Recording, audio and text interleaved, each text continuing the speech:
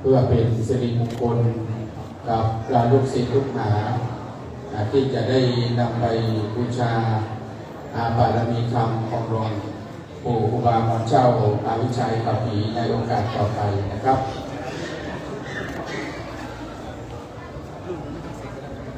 ครับเรียนเชิญท่าน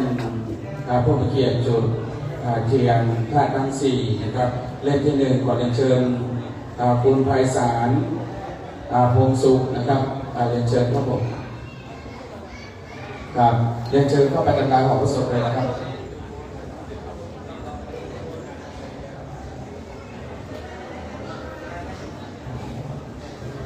ครับก็จะบิ๊กช่วยแนะนำเลยนะครับเล่มที่หนึ่งไปทางผู้ในนอกเรียนครับเรียนเชิญคุณพัฒนาพิพัฒน์โชคอมรจูเทียนเล่มที่สองนะครับเรียนเชิญเลยนะครับ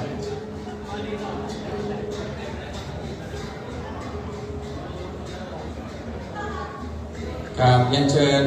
คุณสุรวิทย์ราชโชจู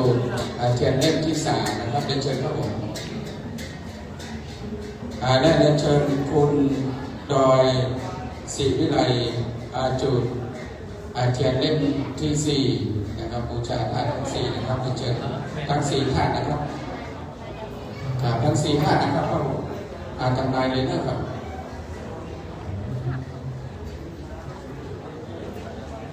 ครับเรียนเชิญนะครับท่านผู้มีเกียรตินะครับทั้งห้าท่านเนาะมาทำจุดเทียนห้าโกถางด้านในพิธีนะครับเรียนเชิญท่านแรกนะครับคุณสำลิดลมหนาวครับจุดเทียนเล่มที่หนึ่งครับเชิญมาทางนี้เลยครับมาหน้าเลยนะครับมาหน้ากับหน้าพระสงฆ์เลยคุณสำลิดนะครับลมหนาวครับเทียนเล่มกลางเลย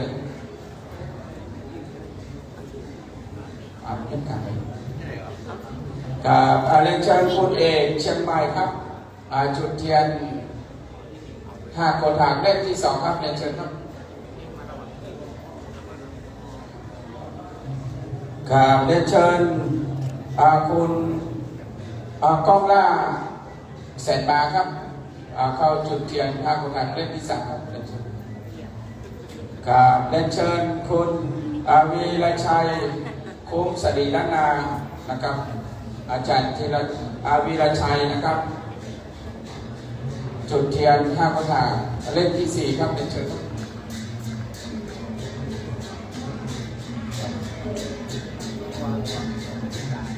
จุดเทียนเล่มที่ดับไปแล้วการเรียนเชิญคุณเป็นบารมีวิชัยนะครับจุดเทียนเล่มที่ห้าครับ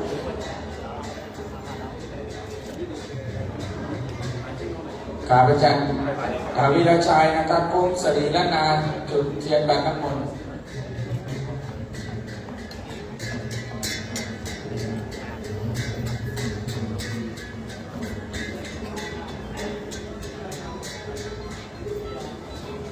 ต่อไปโยหะตรงหางนะครับ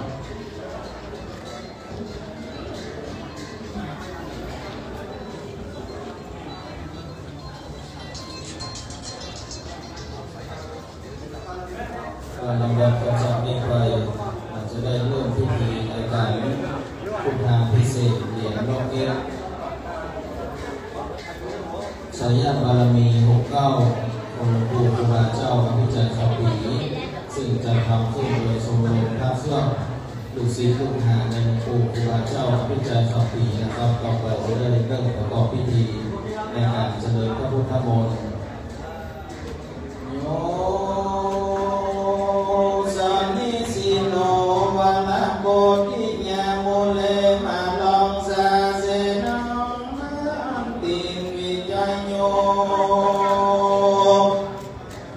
สัมโพธิมากัจจิอนันตาเยลันโนยุโรกุตโมตังปะเนมะมิปุตังตังปะเนมะมิมัมม ตังปันแม่มีสังฆังตังปันแม่มีอาจาริยังตังปันแม่มีกรรมฐานกรรมฐานสาธุกัสสะปันติกาเตปังปัญญาลาตังเนภะเทวภะเกียวเจ้าตังเนภะกานันตะลุงยังนันตาปุญญาณวิสิลังเป็นติปุงแก่เตมิสัมภะมุสันแต่ส่วนว่าจะน้อยวันนี้ก็เป็นวันนี้ที่มีอันวิเศษเหตุว่าตรงกับเดือนหกเดือนออก14 ค่ำพร้อมเลยมาเป็นร้อนนำกันแล้วที่มีอันวิเศษเหตุว่าวันนี้ไม่มีมูลศรัทธาลูกศิษย์ลูกแห่หลวงปู่ผู้บาเจ้าพี่จอยเขาปีซึ่งไม่มีชมลงมาเครื่องก็ได้ปากกันร่วมสร้างยังเรียนลองเพียรรุ่นใจเนี่ยบารมีปีมุกเก่าขึ้นมาบ้านนี้ผู้ลาสัทธาผู้การทั้งหลายจะได้ขอโอกาสทำเกิดและขออนุญาตหลวงปู่ผู้บาเจ้าพี่ใจเข้าปีจุงใดมีตาต่อมูและสัทธาผู้การทั้งหลายจูผู้จูคนคนวันนี้ผู้การทั้งหลายก็จึงนกน้องไว้คงไว้ทุกเป็นของน้องดอกมันยังผู้เทียนดอกไม้น้ำขมิ้นส้มปล่อยตั้งหลายมวลฝูงนี้แม่เบียนวางตั้งไว้เนื้อคำปังเป็นแม่โกธาพระธรรมาดีพระตัวหัวดีผู้ค้าทั้งหลายขอพกน้องไว้ผู้จายังพาโมนีตุสวาตังพาบุญและพาบาตังพระเจ้าและเจดีตังไว้สลีนาโกมีลายโบนาทุดี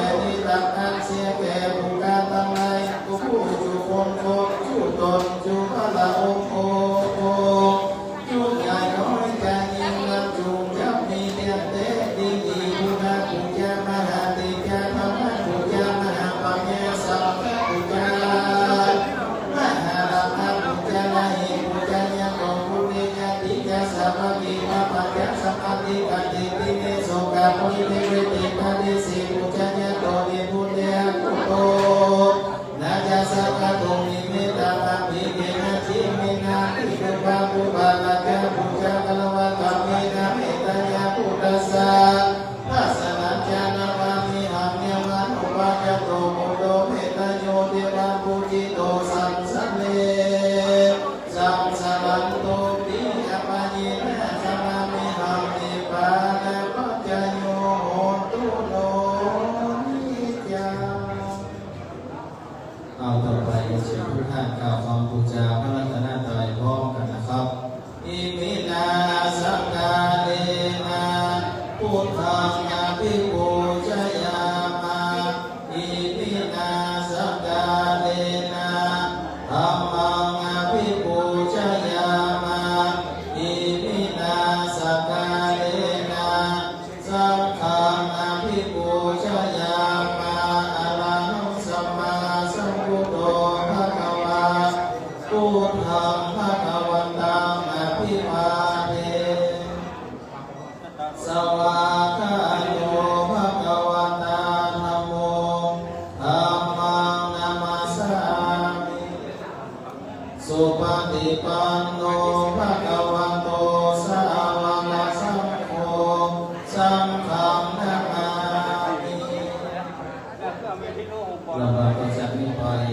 ครูบาอาจารย์พระเจ้าพระสงฆ์พระมหาเถระท่านนั้นซึ่งจะมีหลวงพ่อพระครูสันตจิตาภิรัตน์เจ้าคณะอำเภอดอยเต่าเป็นประธานฝ่ายสงฆ์ที่จะได้สู่เจริญพระพุทธมนต์ในการปลุกเสกอบรมสมโภชเสกซ้อมน้อมยกอย่างรอบเก็บซึ่งก็มีหลวงพ่อพระครูหลวงพ่อพระครูบรรดาสังฆทินรองเจ้าวาดวัดพระบาทเมื่อต้มรองเจ้าคณะอำเภอดีประกอบไปด้วยหลวงพ่อพระครูสุนทรนาราการท่านพระเจ้าดอนเจ้าวาดวัดพุทธบาททางน้ำได้เมตตานำอธิษฐานจิตปลุกเสกนะครับครั้งนี้นะครับต่อไปครูบาอาจารย์พระเจ้าพระสงฆ์จะได้สู่เจริญพระพุทธมนต์อามิตวานะเมตังสัมเมตตาปะทัมตาวิกิตาจิตาปริตังพนันตุสักเกนะเมจารุปิกิริสิกาลยาเดจักยาเดเดวิมานิวิเดละเดจักเมตาลุวนาคานิอารังภาวะมุนิเตเตภูมาตาตโยจันุโลกะภะละนะญาญามานะญาอิโตเรสุวรรณราชานิยเมตาโยโพธิสัตตวะกะอายุอานิยสาวกะจะปุจุจนะกะนะยะนะกะสัมมามันไม่มีผลอะไรเลยนะไม่มีผลแต่ถ้าย้อนแสง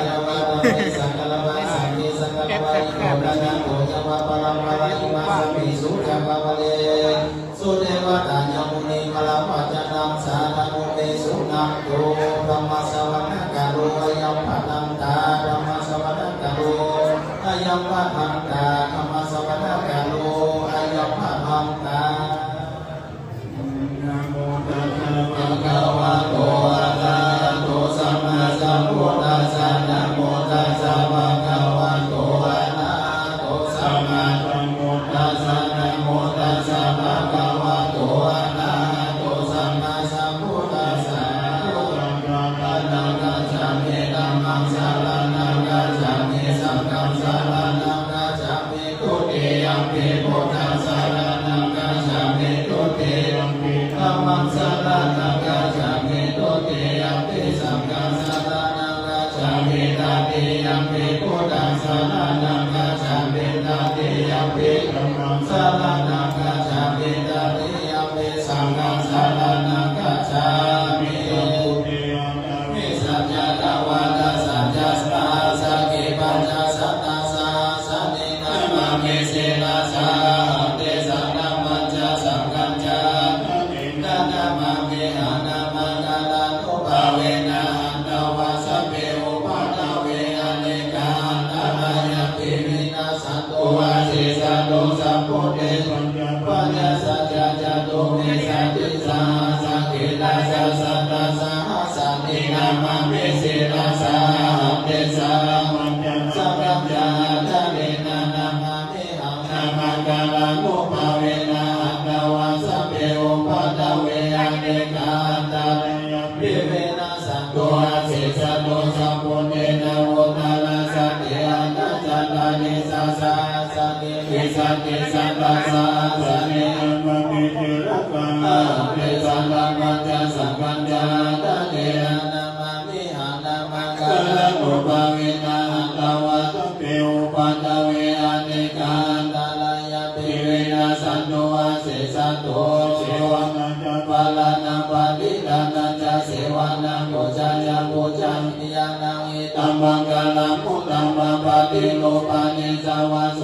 ภุเพยะกะตะโพยะตาตัสสัมมาปะนิเตจายตัมมังกาลมุตตัมมะปะโพสัญจันจะสิปัญจเวนะโยจะโสสิกิโตโสภาริจายะมัจจายตัมมังกาลมุตตัมมะปะตะปิโตปะทานังปุรานาราสะสังฆโหรานะโหราจะกัมมันตาตัมมังกาลมุตตัมมะปะตะจะกัมมันจะนิยัญจายตะกันัญจะสังฆโหรานะวัจจะนิกัมมันติตัมมังกาลมุตตัมมะกาลติวิรติ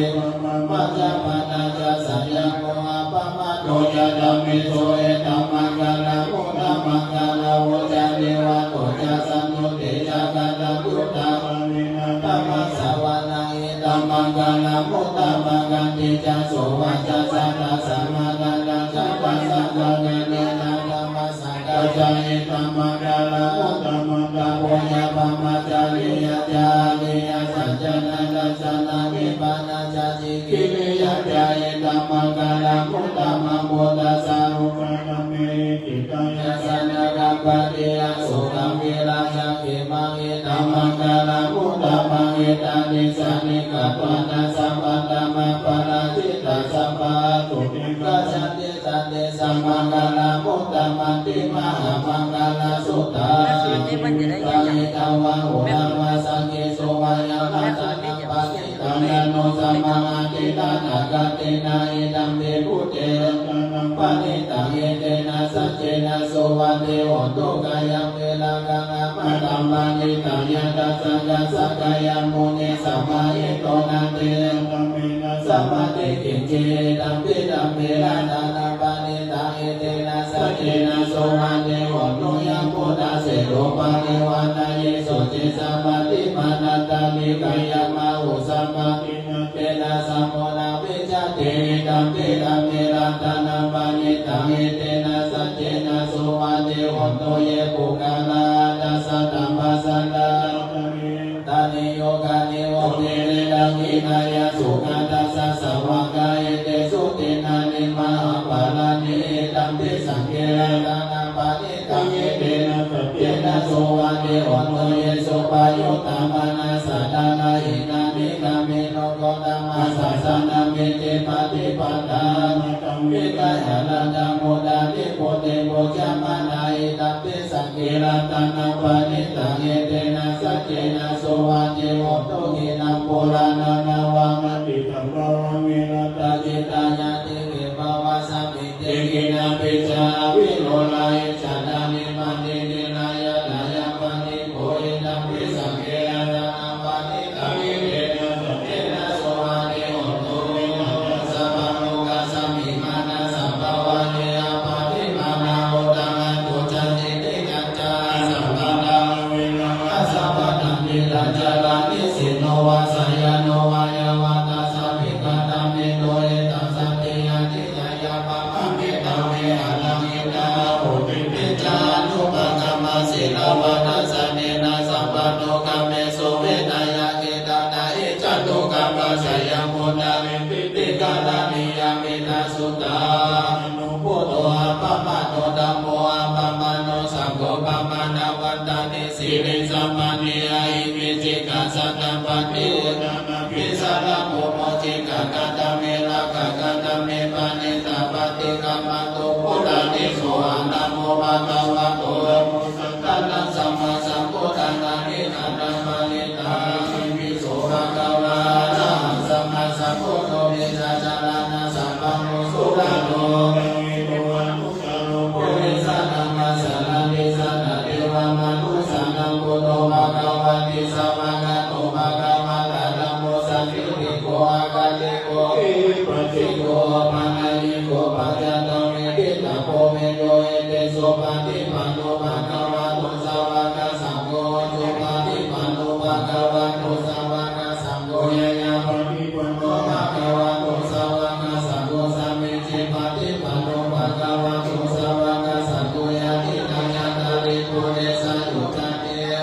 ปุริสามุนาลายสัพพะคะวะโตสวากาสังโฆอาหุนายโยปาหุนายโยนาคินายโยอาโชเดนานาจิโยอานุโพยะเขตังโลกัสสะติมังคลัจจโยจามานะโพสะโกนาสัสสะโตภวะกาโมโนสุเปนะกังนังโยนาโนภาเวนะวินาสเมนโตยัมโตนิเมตังนามังมังคลังโพสะโกนาสัสสะโตภวะกาโมโนสุเปนะกังนังโนภาเวนะวินาสเมนโตยัมโตนิเมตังนามังมังคลังจโยจามานะโพสะโกนาสัสสะโตภวะกาโมโนสุเปนะกังนังสังฆาโนภาเวนะวินาสเมนโตปะมาลาสวานาจัตุสัจจมาตาลาสัมเยเปมิสุนาลาสวะตานังกาลาดาโยโมนาจามิสาตินายังกาปิติตามะหัมมาตะกิเตโมเนสาลาสิสิปะติติโตมะหัมโพโตนะโพนาเวโนจานิสังโฆปะติติโตมะหัมโพเลสัมมาปุณกาโลวะนาตุโลโตสาลิโกโตชานากิเตโกนายโยเมติปังกาสามิโกกาลาโนจาวะมะเกตติเนสาวะเนมะหังอาสุมานาตาลาโอรากาสะโพจามะโมญะโอวะโสมะโสดาเกเกสันเตเตเตปังกาสามิโสเดโยวะภะมังกาโนติสิโนสิริสัมปันโนโสเปโตโมเนโมลาโวโกมานังกาสะโพเตโนจิตาวะนาโกโสมะหัมมานังนินิจามาเนทัสสิโกนาคาโลพุโนอังคุริมาโรจาโอปะเรนันทัสสิวะเมเมปัญจมหาเทระยะตินานามานาสิสันติวิมหาธิราธินาวัตตาจิโกนาสัจจารานาสิลาติจินาพระมังเกสุสันตินารัตนาอุระโตอาศิลากิเตเนตาสุตตะตาจารัมปัจจโตอาศิวะเมอังคุริมานาคังกะตังมุนาปะริตัจจานาติยาสุตตะกานาคาสิสานานาตาลสันติตาจินานาปาลาสัจจุเตนะมะมังกะนานังกะเทวะสาโตเตสะกะเจนะสัมมาสัพพุระปัจจเทวะกะปิตาติจาจัตตะปะเอราจันตุ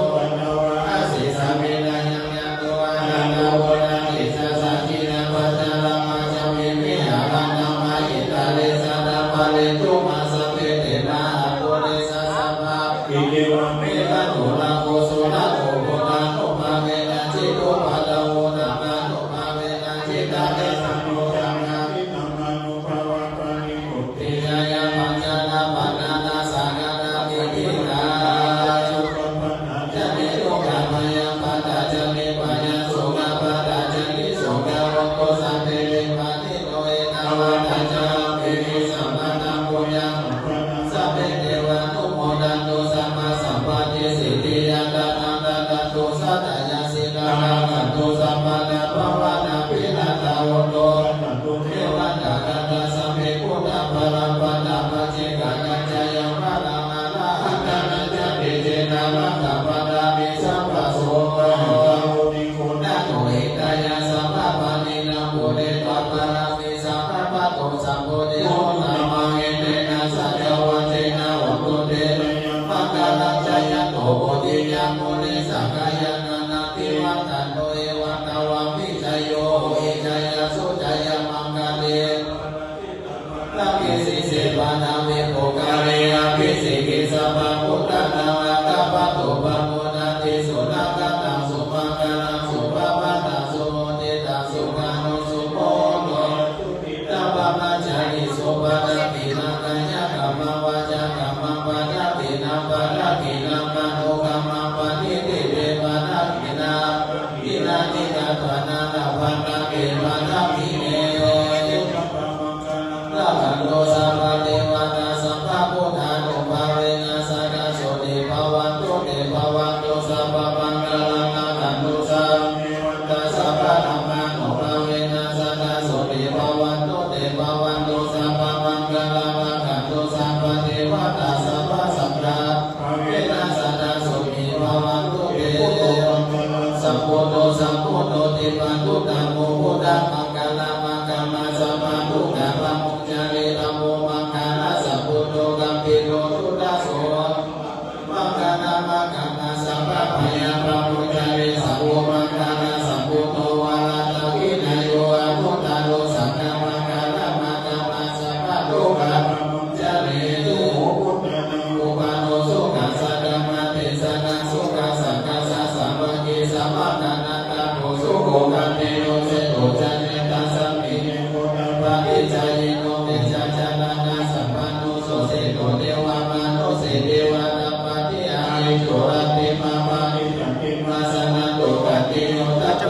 น่อย ตัมปฏิมาภาลโนอัตตสัมมานาโมนะโมนะโมเอตัสสะปันมาลาปะหันตุติปาลามานานามิตาตาปันปิเนปานังปะระมังทุกขาสาธุสาธุซึ่งก่อนวันนี้ครูบาอาจารย์พระมหาเถระทั้งหลายซึ่งประกอบไปด้วยเป็นพระคุณหลวงพ่อท่านพระครูสังฆาธิการพิรักษ์เจ้าคณะอำเภอเลยเต่าประธานสงฆ์ในวันนี้ได้เป็นประธานสุขลงสมโภชสีส้มย่อมยงยังเหรียญน้องเก็บชายาบารมีปี69ของหลวงปู่ครูบาเจ้าอภิชัยชาวปีซึ่งมีหลวงพ่อท่านพระครูประธานสังฆาธิรองเจ้าว่าพระพุทธบาทพระตมรองเจ้าคณะอำเภอลีได้เมตตาตั้งอธิษฐานจิตหลวงพ่อท่านพระครูสุนทรนาราการท่านครูบาเจ้าดอนเจ้าอาวาสพระพุทธบาทผานาได้เมตตาตั้งอธิษฐานจิตในวันนี้พระเจ้าพระสงฆ์ครูบาอาจารย์พระมหาเถระทั้งหลายได้เมตตาสูบเจริญพุทธมนต์เป็นที่เรียบร้อยซึ่งลำดับต่อจากนี้ไปจะได้เป็นการถวายสังฆทาน ครับสำหรับพี่น้องศรัทธาเนาะการที่ทางชมรมพระเครื่องจังหวัดลำพูนนะครับได้มีวัตถุประสงค์ในการสร้างน้องเก็บรูปชัยยาบารมี69ซึ่งตามจารีตบารมีก็ได้สร้างเหรียญครูบาทั้งการคงจะมีพิธีพุทธาพิเศษวิสัมพันธ์ได้ทราบข่าวสืบข่าวมาว่าเหรียญก็เป็นของครูบารุ่นนี้นะครับได้ทำพิธีปลุกเสกมาแล้ว20 กว่าวัดนะครับมีพระสงฆ์พระอริยสงฆ์จำนวนนับขนาดเลยนะครับเป็นต้นว่าครูบาอินวัดสารกายหลวงนะครูบาคิวเนาะนะครับครูบาเสนวัดผาปังแล้วก็ครูบาอาจารย์ลายที่หลายแห่งด้วยกันนะครับวันนี้เป็นนิมิตหมายดีที่พี่น้องศรัทธาได้เข้าร่วมในพิธีพุทธาพิเศษแด่หลวงพ่อรุ่นชัยยาบารมี69เสร็จสิ้นแล้วนะครับวัตถุประสงค์ในการก่อสร้างนี้วันพรุ่งนี้ก็จะเปิดจำหน่ายให้กับพี่น้องศรัทธาเราจำนวนจำกัดเท่ากับจำนวน200 เหรียญเนาะเหรียญละ300 บาทเงินเป็นงบประมาณนี้ก็จะนำมาถวายกับวัดนะครับนอกจากนั้นแล้วก็จะได้นำเงินสมทบทุนนะครับในการสร้างโล่รางวัลงานประกวดพระเครื่องจังหวัดลำพูนในวันที่38-29 มีนาที่จะเกิดขึ้นนี้ที่ตลาดจตุจักรจังหวัดลำพูนนะครับวันพรุ่งนี้เอาเตรียมตัวเตรียมใจที่น้องสนานมาไม่รับเหรียญคุณจ๋าลำดับต่อไปนะครับเป็นการถวายการถูกปัจจัยทายธรรมพระสงฆ์นะครับลำดับต่อไปนี้นะครับลำดับแรกขอเชิญท่านดร.นิรันดร์การประมูลการถวายหลวงปู่ครูบาเจ้าวัดใจขับปีด้านในนะครับด้านในนะครับเจ้าหน้าที่เตรียมสองท่านเลยนะครับท่านที่2นะครับเรียนเชิญคุณไพศาลวงศ์สุขเข้าประเคนประธานสูงนะครับครูบาทีนะครับหลวงพ่อเจ้าหน้าอำเภอเลยเก่าพระครูสายใดจิตาธุระนะครับลำดับต่อไปขอเชิญคุณพัฒนาพิพัฒน์โชคอมรเข้าประเคนหลวงพ่อพระครูประดับสังฆกิจรองเจ้าคณะอำเภอนี้ด้านในเลยครับด้านในด้านในเลยครับด้านในเลยครับประตูหน้าครับด้านในเรียนเชิญคุณสุโหรวิทย์ทาราโสนะครับเข้าประเคนถวายท่านพระครูสุรนาการครูบาดอนด้านในมดลเลยครับด้านในมดลวันนี้เชิญเลยนะครับต่อไปขอเรียนเชิญคุณดอย ศรีวิไลครับเอากับเป็นพระสงฆ์มีรูปที่สองตามลำดับเลยนะครับขอได้เชิญคุณสำริดลมหนาวคุณเอกเชียงใหม่นะครับครับได้เชิญเลยนะครับมารับสอนที่นี่เลยได้เชิญคุณก็มาครับเสร็จมานะครับได้เชิญอาจารย์วีระชัยอาคุ้มสรีระงามได้เชิญคุณเบนบารมีวิชัยนะครับรับสอนเลยนะครับได้เชิญคุณวีรชนนาภูครับรับสอนครับก็ถวาย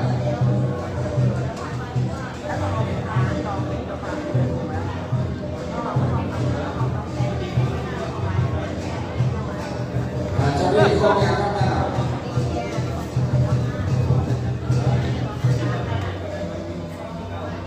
อันนี้เชิญเลยนะครับทีมงานเนาะมาเครื่องครับได้อีกคนอีกรูปครับเชิญครับ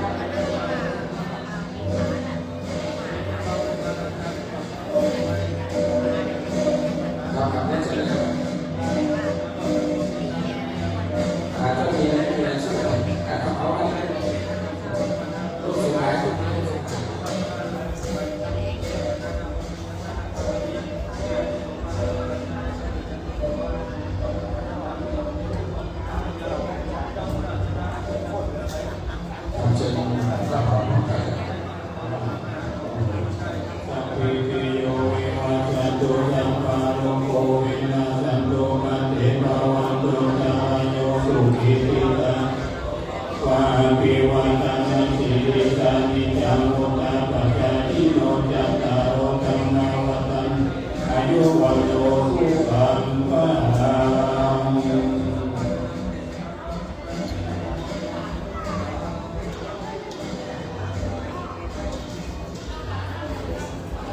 การพิธีดุจพิเศษเกียรติยศเกียรติชัยบารมีพระองค์ในการพิธีดุจพิเศษ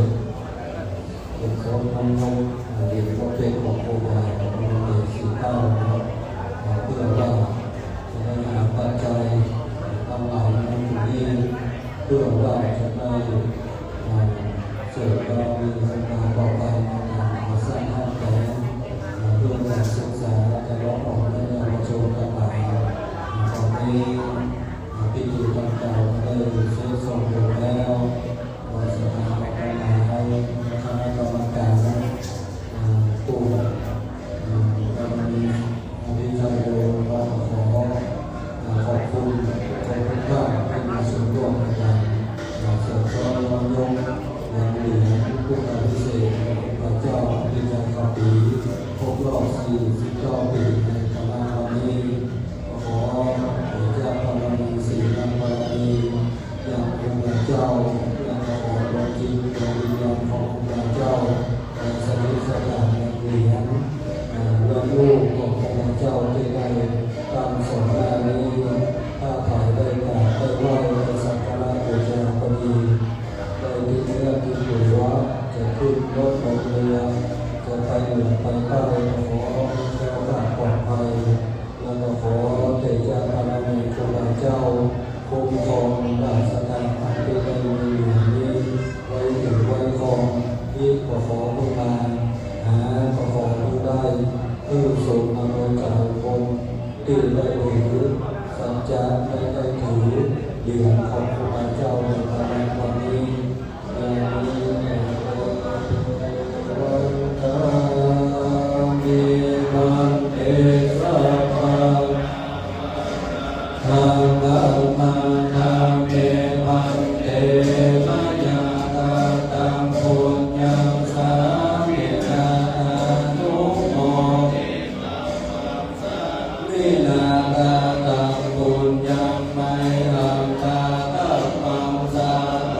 ส